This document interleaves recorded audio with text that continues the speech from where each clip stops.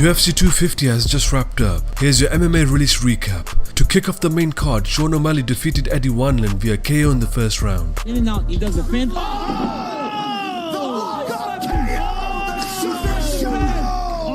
Goodness. Oh my goodness, he slapped him bad. Out of nowhere. Brian Ortega tweeted, "That was a sick KO."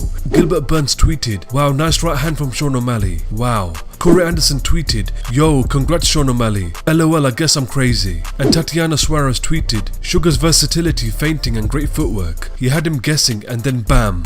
Neil Magny defeated Anthony Rocco Martin by unanimous decision. He is now on a 2-fight winning streak. Aljamain Sterling defeated Cory Sanhagen via rear naked choke in the first round. Cory Sanhagen. Oh, he's got to be careful here, yeah. Now he's in trouble. He's under the chin. Now he's tight. He's under. He's under. Joe, it's over. He's going to sleep. He's gonna go to sleep. Yep, he's gonna go to sleep. He's gonna tap.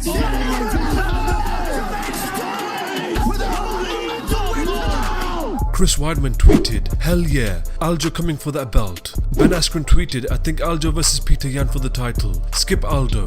Frankie Edgar tweeted, "Aljo impressive as F." And Peter Yan tweeted, "Congratulations to Aljamain Sterling on an amazing performance." For the co-main event, Cody Garbrandt knocked out Raphael Assuncao at the end of the second round.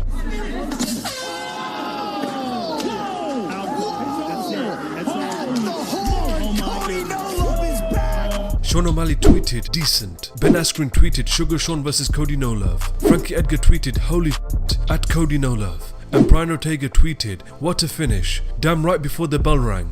And for the main event, Amanda Nunes defeated Felicia Spencer by unanimous decision. Here's how the MMA community reacted to the win. Alex Chambers tweeted, "History made. Congrats mate, the best ever." Tatiana Suarez tweeted, "Congrats Amanda Nunes." Cub Swanson tweeted, "Nunes is an amazing fighter and Spencer has my respect." Gina Carano tweeted, "Amanda Nunes, respect. Congrats to her opponent Spencer for fighting a tough fight, showing immense heart, but Nunes, stud." And Chris Cyborg tweeted, #Cyborg versus Nunes too.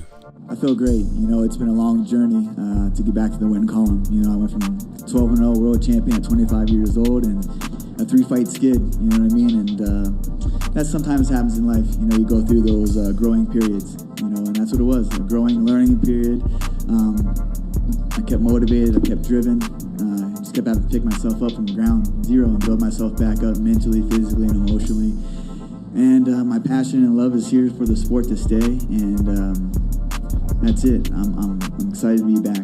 All week, Coach Mark and my other coaches were saying, "Hey, the inside shots, you know, that's a lot of your knockouts come from the inside shots, so, you know, we'll dip." And that's what we worked on all camp, you know, just getting back to myself, not being in front of someone. I got the speed, I got the power, I got the vision. Don't let these guys, I don't need to stand in front of these guys and brawl and put on a show. I can pick them apart just like that. I stayed calm. I waited for Assuncao to open up. I was doing level changes, doing what I needed to do in our game plan with my coaches to get that victory. And it feels so good to just be so in sync with the coaches and to finally get that victory over a tough adversary. You know, that's one thing that I was blessed with, man. I never doubted myself.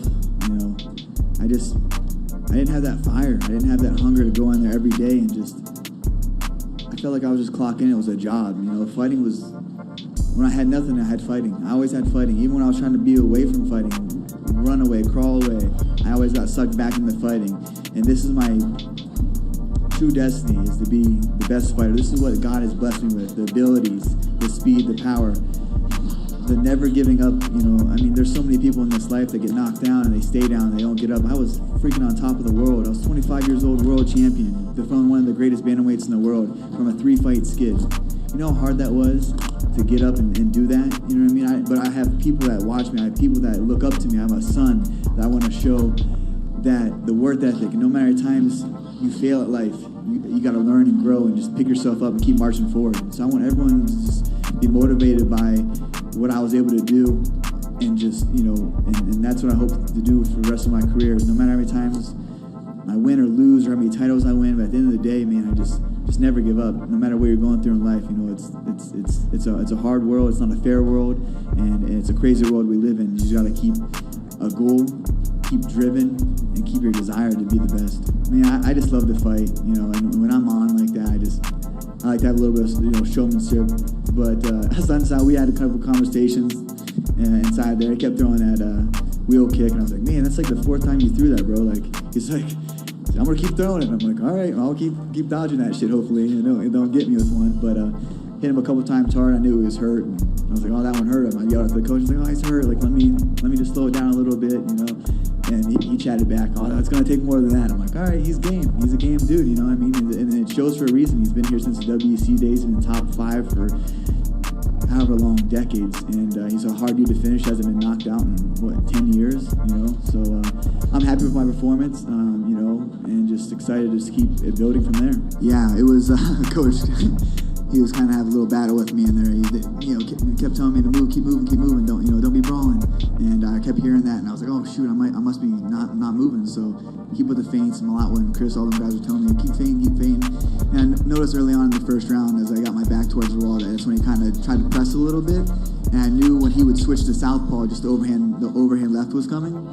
And so I dipped, let him feint to there, and I knew just to throw my head off, and his head was going to veer to my right, and it just landed flush. Wasn't worried about a knee. He doesn't really kick from southpaw, kicks from orthodox, so I had him pretty timed, you know what I mean? I was just waiting for the fight to present. I was wanting to do a little bit more stuff, but I'm happy with the victory, and he's a hard dude to look good against.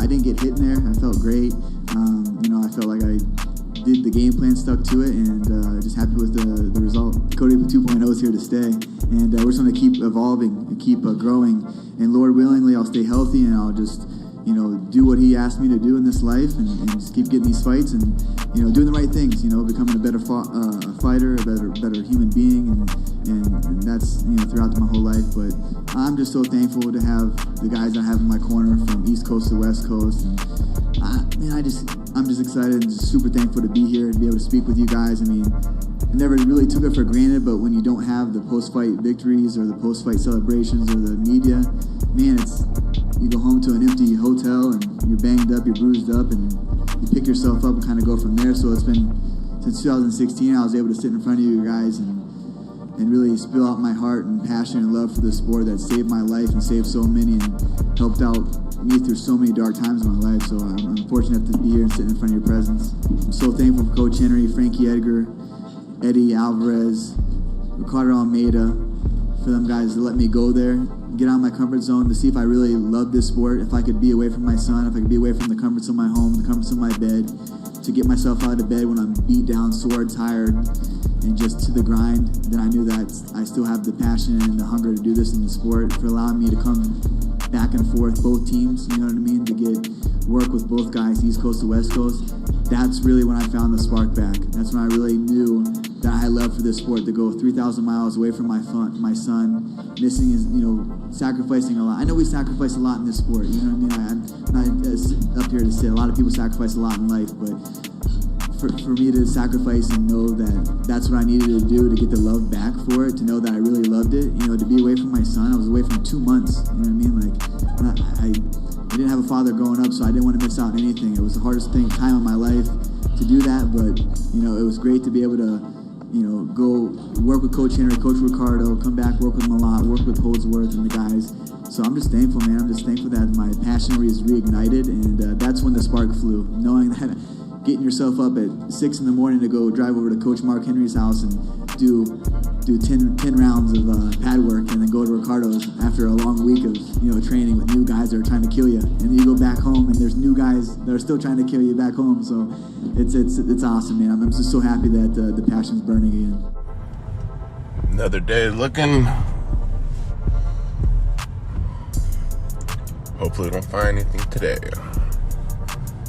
We're on the search. Well, nothing. Some info.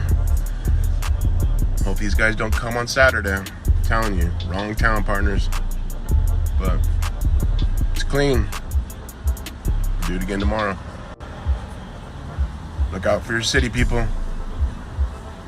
What's America about? We gotta take care of our country. City by city, town by town, state by state. Do your part. That's what real citizens do. Don't let these guys take over. Well, it's Friday. Doing our searches downtown in the alleyways. Looking at bushes, looking for the things conspicuous for tomorrow. They want to do riots. Ain't gonna happen. HB's coming together. as we always do. I'm gonna keep searching. Well, I went by the pier and there wasn't one single person protesting. It's kind of strange, but hey, HB's doing the right things.